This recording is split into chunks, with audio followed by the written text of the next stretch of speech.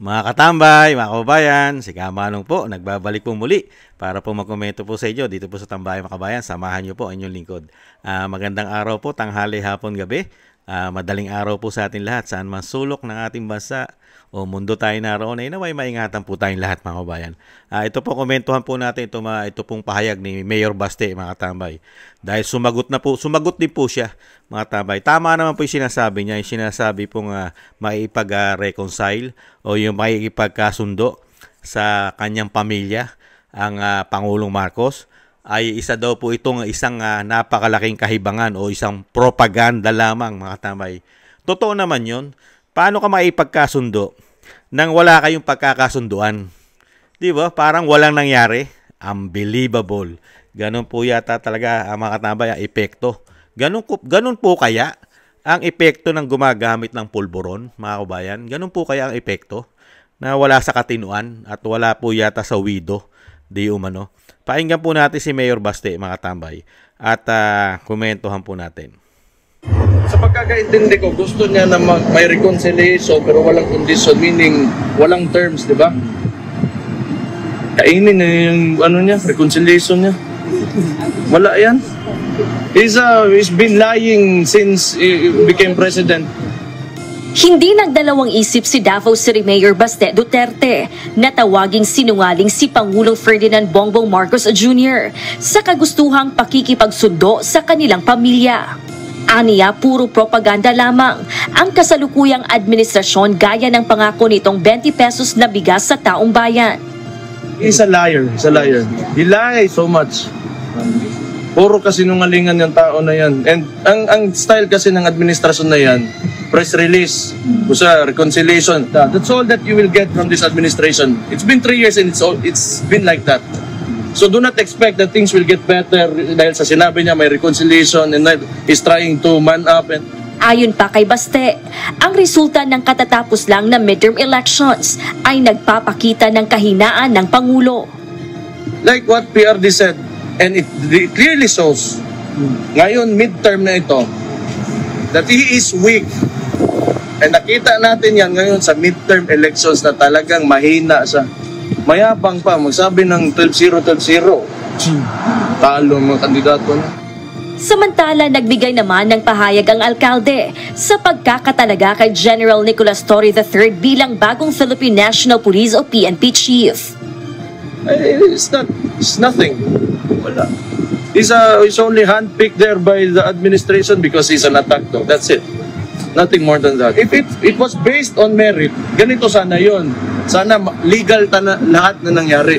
He's not a criminal yet kasi hindi pa man sa korte, but he behaved like a criminal. So, bigay na sa kanyang PNP niya. No one is impressed. Nasa The Hague, Netherlands si Davao City Mayor Baste Duterte para bisitahin ang kanyang ama sa unang pagkakataon. Hindi nito napigilang maapektuhan nang makita ang dating Pangulo na pumayat lalo't matanda na ang kanyang ama. Oo, tama naman yung iniisip natin na gano'n kasi nga matanda na siya. But siguro, I think on some days he's okay, on some days maybe not. Gano'n naman ang tao, wala naman talaga consistent dito sa pagdating sa kasiyahan at sa kalungkutan, di ba? So, he's like anybody else. This is just an ordinary person at the end of the day. Kung ano man yung mafe-feel ng mga tao na nakakulong, then he goes through with it. But he's a strong guy. There's a lot of reason for us to be optimistic. Nananatiling buo ang paniniwala ni Baste na walang kasalanan. Oras ang kanyang ama. Gladys Talaga naman po walang kasalanan, mga katambay. Wala naman pong kasalanan eh. Wala nga po isinampang kaso sa ating bansa, sa ating korte. Mapapatunayan po natin yan na walang kasalanan eh. Nagtuturo-turuan po yan eh. Tingnan nyo po yung kaganapan sa Senado. Kaya nakapagtataka po bakit naging PNP chief ito eh. Mga tambay, napakarami pong nilabag na proseso ng batas. Kahit po mismo siya, alam niya sa sarili niya yon. Alam po sa sarili ni General Torre na marami po siyang nilabag na batas. Kaya alam po, may protection po yata siya sa administrasyon. Matindi po ang protection. Kaya po kahit batas ay kaya po yata niyang labagin. Pakinggan po natin ito at panoorin mga tambay. Yung kaganapan po kung paano po magturo-turuan sila, mga kababayan. Pakinggan po natin. May not be privy to that. Lakihan ko lang. Okay. Hanggang doon lang sa 250. Ano ko lang po yan. Sino nagpadala sa aeroplano? Set ko lang po. Ulitin natin. Okay. Hanggang doon lang sa 250. Sino nagpadala sa kanya sa aeroplano? Nagpasakay sa aeroplano? The order for me, sir, is to deliver him to the team that will deliver him to The Hague. And Sinong team na yun? Na-establish naman natin, sir, that it is done by the Interpol. Interpol? Sinong Interpol doon? Sinong Interpol doon? Si Ambassador Lacanilaw? Siya, kanila o nag-order sa'yo na isakay sa aeroplano? Sir, I think we have already established. Yung order ko is for me to deliver him to the 250th wing and deliver him to the team. Okay, nandun na siya sa 250 wing. Ngayon, pinilit mo siyang ilabas. Nakita ko pa yung matanda, humawak sa lamisa. Ayaw siya magpadala sa'yo. Ayaw niyang sumakay sa aeroplano. Sino nag-order sa'yo na isakay siya sa aeroplano? Sino nag-order sa'yo? Can I defer the questions, sir? The answer to the questions to the SOJ, considering No, that I have a team of you're the people one there. there. Wala si SOJ doon. Ikaw ang nagkarga sa kanya sa aeroplano. Kaya tinatanong kita, who gave you the order? Still, sir, I take my orders from the Chief of the Philippine National Police. So, Chief PNP, you give the order to have former President Duterte board the plane? Ma'am, I think that from the very beginning, the DOJ's advice was sought on every step of the way. Yes, sir. We gave the clearance to serve the warrant Yes, sir. of arrest. I am asking them because they are on the ground. Sila ang nag-implement doon. Kaya, Chief PNP, you give the order to sa ADG? The order to the CID is really to assist the PCTC when it comes to arrest po. So, sino nagbigay ng order kay General Torre na ipasakay sa aeroplano? It's always the guidance that ang ano po namin is really to assist ang PCTC po. Kaya nga. Oh, PCTC. Were you the one who ordered the Grabe, no? boarding of President Duterte sa aeroplano? Yes, General Alcantara, please. Mr. Senator, Madam Chair, I've said from time to time that my mandate is to coordinate our law enforcement agencies to comply with the requirement of the Interpol. Correct. I believe you, sir. Coordination ka lang. Yes. Nag-coordination ka lang. Pero sinabi ni General Marvel na ikaw na nag-order sa That kanya. is the limit of my power. Yeah. But according to General Marvel, ikaw daw nag-order sa And kanila that is- na isakay sa aeroplano si And that Pangulong is the Duterte. limit also of my authority. That's my mandate. To My have him. mandate is to coordinate, Coordinate. disseminate. So, for the record, hindi ka nagbigay ng order kay General Marvel na isakay siya sa aeroplano? Hindi. For the record. For the record, I am not the authority to order the arrest. Of the higher authorities, I may not be privy to that information. Okay. Grabe, no? Hanggang- Grabe, nakita nyo po. Doon po sa ginawa po ni Senator Bato de la Rosa na investigasyon, talaga pong matindi po ang ginawa nila. Napakadami pong nilabag na batas itong grupo na ito. Magmula po sa DOJ at mga pababa na andyan po ang PNP chief at ang General Marbil at General Torre, General Pajardo, ang DILG Secretary Remulla at dahan dyan pa po ang National Defense natin. Di po ba? Nakita nyo po? Walang proseso ng batas. Naisakay nila sa eroplano. Ngayon, nagtuturuan po sila. Nagtuturuan! Kaya nga po tama sinabi ni Baste. Paano ka makipag-ayos dito sa Pangulo na ito? You know? Paano ka makipag-reconcile dyan sa grupo na yan? Sige nga, lalong-lalo sa Pangulo. Propaganda. Propaganda lang. Mga kabayan, para lang bumango at sinasabing napakabuti nila dahil handa sila makipagkasundo. Paano ka makipagkakasundo? Sige nga. Ang ginawa mo sa dating Pangulong Duterte, isang damukal na paglabag sa proseso ng batas. Hindi nakakuha ng due process ang matanda. Di po ba? Nakita niyo po, nakapagtataka. Naging PNP chief pa ngayon ang isang general na si General Torre. Hindi po ba kayo nakapagtataka? Isang damukal na po ang paglabag sa batas, lalong-lalo sa paghuli, kidnapping, ang ginawa kay dating Pangulong Duterte. Naging PNP chief pa ngayon. Kaya nga po, sinasabi ni Mayor Baste, kanya na yan. Kanya na yan, PNP chief na yan. Dahil sa dami ng ginawa niyang paglabag, yung grupo nila, tapos yan pa ang magiging reward, talagang maiisipin mo na meron tayong gobyerno na weak. Meron po yata talaga tayong presidente na weak. At hindi sumusunod sa batas. Dahil yung mismo mga general na hindi sumusunod sa batas, siya pang naging mga leader ngayon. At pinakamatataas pa, naging PNP chief pa. Di po ba? Tapos ngayon sasabihin, willing makipagkasundo. Malabo yan. Tapos wala naman kayong pagkakasunduan. Ano yan? At napakarami ng ginawang pangako niyan ayon kay Mayor Baste. Di po ba? Yung mga pangako, di ba? Magandang buhay. Yung bigas na nga lang, hanggang kadiwa lang. Totoo naman yun.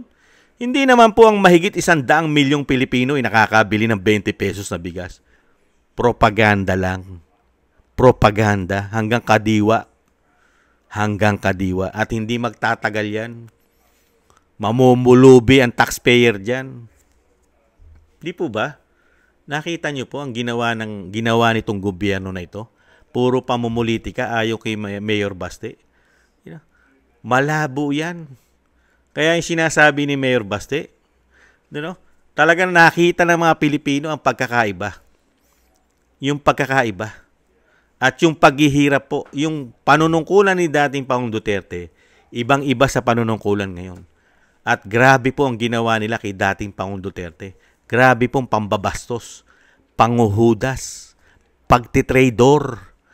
Di ba? Hindi lang si dating Pangulong Duterte ang hinudas mo at tinrador mo bilang dating Commander-in-Chief, pati ang ating batas, pati ang ating bansa, ang ating soberenya at ang ating judicial. Di po ba? Tinarantado nila, niwalang-ya nila. Di po ba? Di mo? Nakita niyo po yung paghihirap kung hindi po matatag at matapang, dahil nga po matapang at matatag, malakas ang loob, buo ang loob ni dating Pangulong Duterte. Kinakaya niya yung ginawang pamumulitika sa kanya, demolition job, ng masasamang mga politiko. Di po ba? Kaya nga po siya po yung nagsasakripisyo sa kabila ng marami siyang karamdaman, may sakit. Di po ba? Kaya nga po itong si Mayor Baste, hindi siya, malungkot siya nung makita niya ang kanyang ama. Dahil nga po, matanda na ang kanyang ama. Mahina na nga ang katawan, tapos makikita mo pa, nasa kulungan, nawala namang kasalanan. Pinasama lang ng pinasama ng mga makakaliwang grupo at nagkaroon ng sabwatan dito. Di umano. Di po ba? Kaya nga po, malaki ang hinina at malaki ang ipinayat ng kanyang ama. Dala na rin po siyempre ng kanyang edad. At siyempre po, yung ambience. Wala siya sa Pilipinas. Mahihirapan talaga siya. Una-una sa pagkain. Hindi siya sa weather. Hindi siya sanay sa weather. At hindi siya sanay sa pagkain ng banyaga. Di po ba? Laking probinsya tayo. Sanay na sanay tayo sa pagkain Pinoy. Di po ba? Lalong-lalo na yung masasarap na paksiw. Di po ba? Yung mga sabaw-sabaw. Di po ba? Mga gulay na presko o press. Di po ba? Kaya yung ginawa po rito ni Pangulong Marcos Jr., wala po yan. Mahirap po yan. At napakahirap pong patawarin basta-basta po yan ng pamilya Duterte. Lalong-lalo na makikipagkasundo ka, makikipag-ayos ka, nang wala kayong pagkakasunduan. Parang ikaw pa ang naagrabyado. Ano yun? Dahil Pangulo ka? exempted ka sa ginawa mo dahil Pangulo ka, ganon. Yung ginawa mo kay dating Pangulong Duterte, immunity, may immunity ka ron. Kailangan patawarin ka dahil presidente ka kahit niwalang ya mo yung dating Pangulong Duterte. Kahit pinagtaksilan mo at naghudas ka sa ating bansa, di umano. Kaya wala pong isang salita. Kaya nga po yung sinasabi po ng pamilya Duterte at lalong-lalo si Baste, hindi mo ka bibili ba ng administrasyon ngayon? Bulok na bulok ang administrasyon daw ngayon. Mismo. Kasi nasasaksihan po, hindi lang po si Mayor Baste nakasaksi sa nangyayari sa ating bansa. Mismo tayo mga matitino. Nakita natin ang pagkakaiba.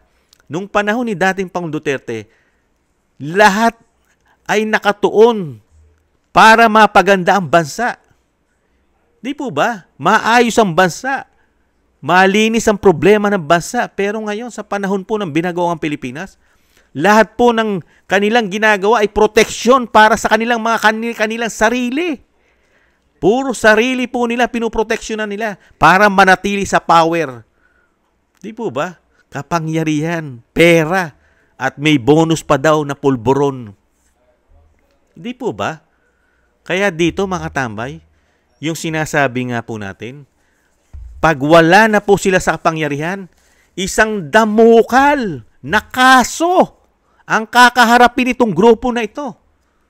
Lalong-lalo na po, yan, yung DOJ Secretary, mga katambay, DILG, pati po itong mga kapulisan, lalo mga general, si General Marbil, General Torre, mga kababayan, grabe po ang ginawa nila. Dokumentado yan. Nakita nyo? Walang Interpol. Nasaan ang Interpol? Hinahanap ni Senator Bato. Nasaan? Sino ang nag-utos? Hindi nila masabi, nagtuturuan. Nagtuturuan kung sino ang nag-utos para isakay sa aeroplano at dalhin sa Netherlands. Hindi nakita nyo po? Puro sinungaling na. Ganun po yun eh. Pagka naiipit na, kanya-kanya ng turo. Di mo ba? Kanya-kanya ng iwas. Para yung sisi ng problema, hindi po sa kanila tumama. Ngayon lang po nag-uubra yan. Kaya nakita nyo po, yung iniintay natin na masolusyonan na yan at matapos na yan at makasuhan na yung mga yan, wala pa hanggang ngayon. Tulog ang ombudsman. Nasa ombudsman na po yan. Iniintay na lang po ng sambayan ng Pilipino ang i-release para po makasuhan na yung mga yan. At mapatunayan na rin po sa buong mundo na ang ginawa ng gobyerno ng binagoong Pilipinas ay puro illegal. Kaya lang ayaw pa ibigay ang hatol ng ombudsman. Bakit kaya? Kitang-kita naman po ng mga Pilipino. Di po ba ang ginawa nila sa dating Pangulong Duterte? Lalo-lalo po, yan yung ginawa pong investigasyon sa Senado, nagtuturuan sila. Kanya-kanyang iwas. Di po ba? Isang matibay na ebidensya na talagang sila lahat ay nagsisinungaling. Di umano. Di po ba? Puro po alam nila. Alam naman po, matatalinong tao po yan. Ang DOJ Secretary, matalinong tao po yan. Ang DILG at ang General Marbil at General Torre, alam po nila yan. Alam po nila ang ginawa nila ay mali. Kaya nga lang, dahil sa kapangyarihan at may pera pa yatang bonus, yung mali na itatama at yung tama na imamali ng pera kapangyarihan. Di umano. Grabe, no? Hintayin na lang po natin, mga tambay. Panapanahon po yan. Panahon po nila. Enjoyin na nila.